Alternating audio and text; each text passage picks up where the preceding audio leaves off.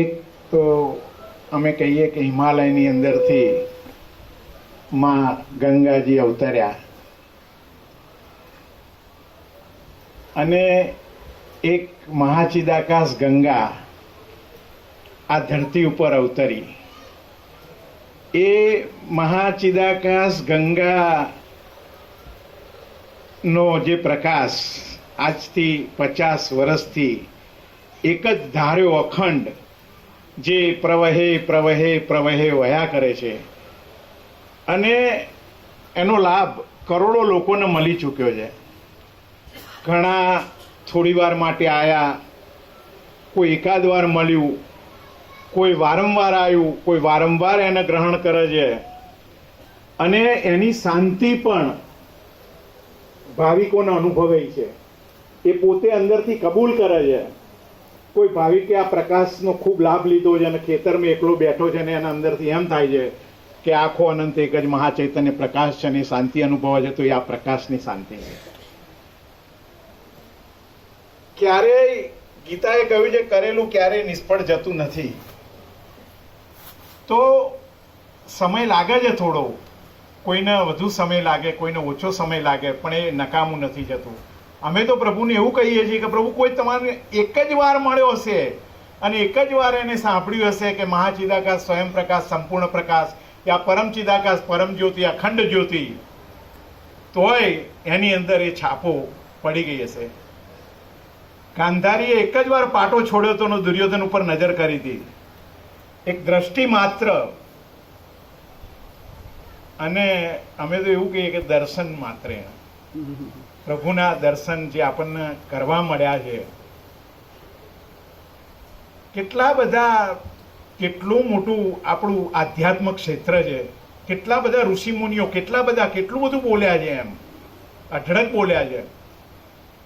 પણ આ મહાચિદાકાશ ગંગા જે વહી ને, એ એવી વહી કે કાચ જેવી, હીરા જેવી, કે જેની અંદર ક્યાંય દ્વૈતનો લેસ માત્ર જોવા ના મળે.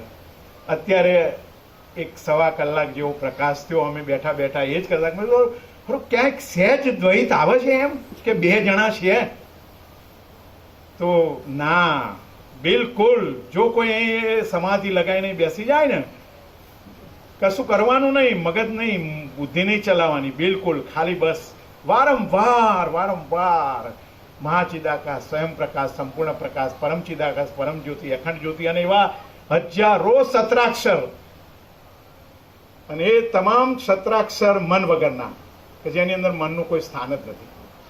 અને એ મનને મારવા માટે હજારો સાધુ સંતો પોતાનું ઘરબાર છોડી સંન્યાસ લઈ અને મથે જાય છે.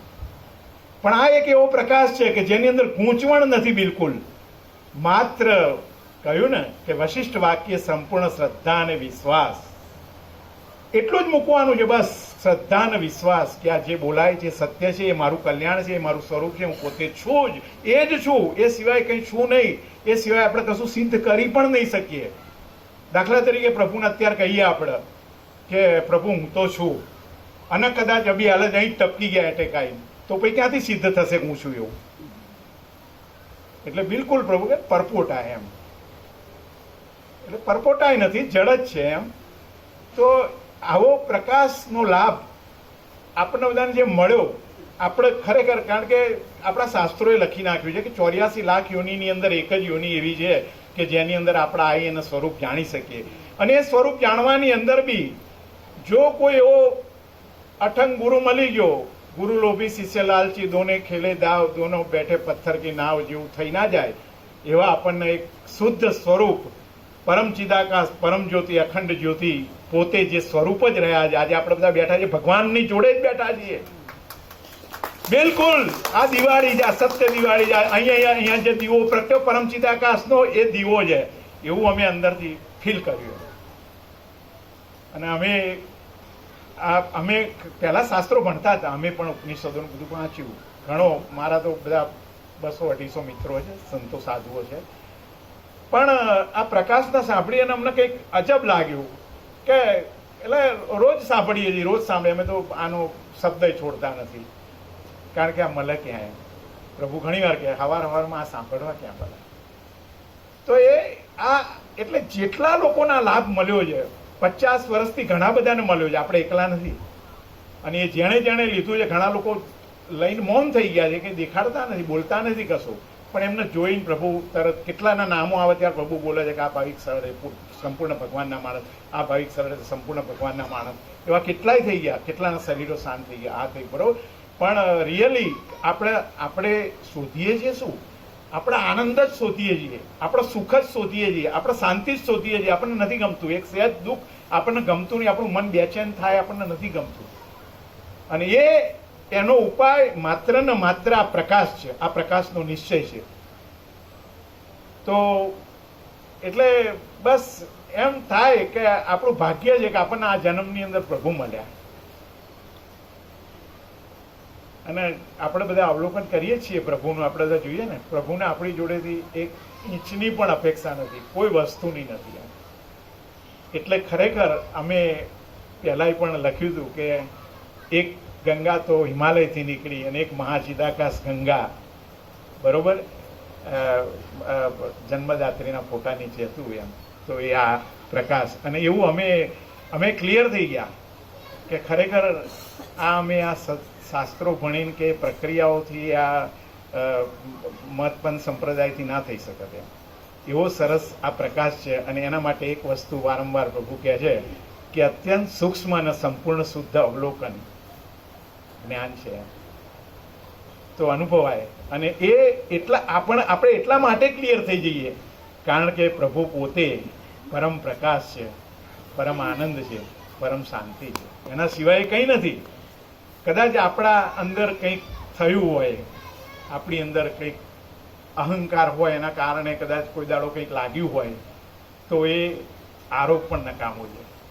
ગઈકાલે વિવેક પ્રભુના સવારનો જે વિવેક થયો, બરોબર, તો કે અમે લાભ લેવાનું કોઈ નથી કહેતા, હો, અમારા ઉપર કોઈ આરોપ ના કરતા. એટલે પ્રભુ જે બોલે છે ને કે કોઈ બ્રહ્મને અવિદ્યા કહે એનાથી અમારો કોઈ વિવાદ નથી, પણ અમે સંપૂર્ણ બ્રહ્મ, અમે સંપૂર્ણ ભ્રાંતિ રહિત શુદ્ધ સ્વરૂપ છીએ. ये निर्विवाद है और यही वास्तविकता है. આ જ વાસ્તવિકતા આપણે ઘણી જગ્યાએ પ્રભુ અનેક જગ્યાએ વિચરે છે, અને જ્યાં જ્યાં આપણે જઈએ છીએ એમની જોડે ત્યાં લાભ લઈએ છીએ. તો મનુષ્ય જીવનનો આ લાભ એ જ સાચો લાભ છે. બાકી આપણી જોડે કાલે કરોડો રૂપિયા હશે, આ દુનિયાનો કોઈ પણ વૈભવ હશે ને, તો આ શાંતિ નહીં હોય, એ ગેરંટી છે. એવું અમે અનુભવ્યું અને અમને બહુ આનંદ થાય છે. એકદમ પ્રભુની ક્લિપ સાંભળીએ ને એટલે આમ થાય કે સાંભળ્યા કરીએ આમ. અને પ્રભુ પ્રકાશ પોતે જ પ્રકાશ છે. એ ગમે તે વિવેક થતો હોય પણ માત્ર પ્રકાશ જ હોય. અને આ પ્રકાશ એ જ એના માટે કૃષ્ણ બોલ્યા હતા, ન જાય તે મ્રિયતે કદાચિત વા અર્જુન. કોઈ આ આકાશની અંદર જન્મતું મળતું નથી. અને આપણને સૌથી વધુ બીક મૃત્યુની લાગે છે. અને એ જો આપણી અંદર આત્મસાત થઈ જાય, આપણને અંદરથી એમ થઈ જાય કે આ એ પરમ ચિદાકાશ, પરમ જ્યોતિ, અખંડ જ્યોતિ હું પોતે જ છું એમ, તો એ પણ રહેતું નથી, બરોબર. મૃત્યુ પણ ત્યાં નથી. એવો પ્રકાશ આપણને જે ખરેખર આપણે બધા ભાગ્યશાળી છીએ મળ્યો છે. એટલે પ્રભુ કે પણ રસ લઈ અને જેટલી આની અંદર લાગ્યા રહેશો એમ, એટલો આ ફાયદો વધુ થશે. કારણ કે આપણી જોડે જે બી છે એની અંદરથી તો એક ઇંચ બી શાંતિ મળી નથી અને મળવાની પણ નથી, બરોબર. એ જેટલું વધશે ને એટલું એ વધુ ને વધુ આપણને ચકદોડે ચઢાયા કરશે એમ, બરોબર.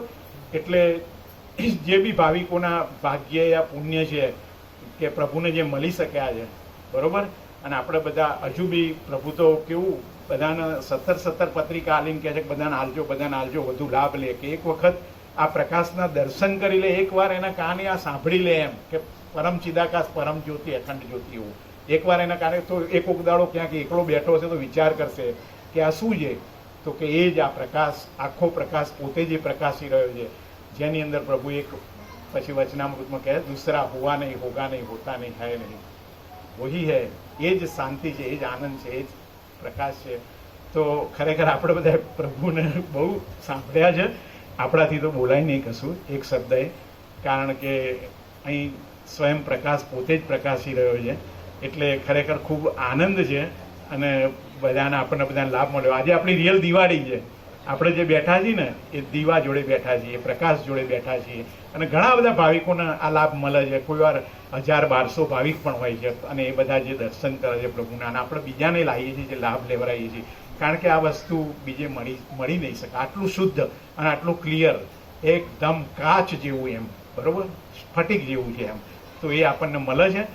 એ આજ ઉગે, કાલ ઉગે, ક્યારે ઉગે, પણ આ ઉગે એ જ આપણી શાંતિ, એ જ આપણો આનંદ, એ જ આપણી પૂર્ણતા છે. અને આ જ આપણને તૃપ્ત કરી શકશે, સંતોષ આપી શકશે, એવું મને પોતાના અંદરથી એવું ફીલ થાય છે. જય પ્રભુ. ઓમ ઓમ ઓમ.